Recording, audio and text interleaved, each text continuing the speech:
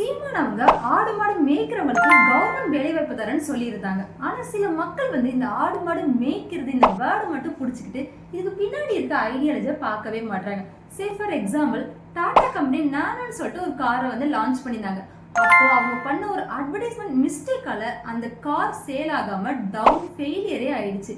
என்ன மிஸ்டேக் பண்ணாங்கன்னா, the world cheapest கார்னு சொல்லிட்டு அட்வர்டைஸ்மெண்ட் பண்ணியிருந்தாங்க.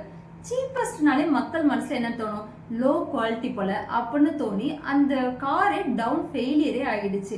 அவங்களோட நோக்கம் என்னன்னா, அஃபோர்டபுள் பிரைஸ்ல மக்களுக்கு கொடுக்கணும், அஃபோர்டபுள் பிரைஸ்ல தான் பண்ணாங்க. ஆனா அவங்க சொன்ன வேர்டால அந்த சேலே ஆகாம போயிடுச்சு.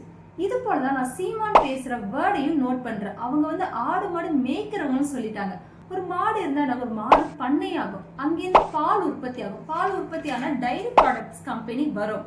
டைரி ப்ராடக்ட்ஸ் கம்பெனி வந்துச்சுன்னா அங்க குவாலிட்டி டிபார்ட்மெண்ட் தேவைப்படும், லேப் டெஸ்டிங்க்கு தேவைப்படும், அங்கிருந்து டேட்டா அனலிஸ்ட் தேவைப்படுவாங்க, HR டீம் வரும். இது மாதிரி ஒரு இண்டஸ்ட்ரியில நிறைய வேலை வாய்ப்பு மக்களுக்கு வந்திருக்கும்.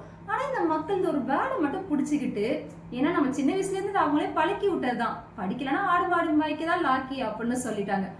இதுதான் ரொம்ப ரொம்ப இம்பார்ட்டன்ட் வேர்டுங்கிறது. ஒரு அரசியல்வாதியா இருக்கட்டும், இல்ல சாதாரண மக்களா இருக்கட்டும், இல்ல நீங்க ஒரு கம்பெனில வேலை பார்க்குறவங்களா இருக்கட்டும், word is the most important. So think பண்ணி பேசும்போது யோசிச்சு பேசுங்க.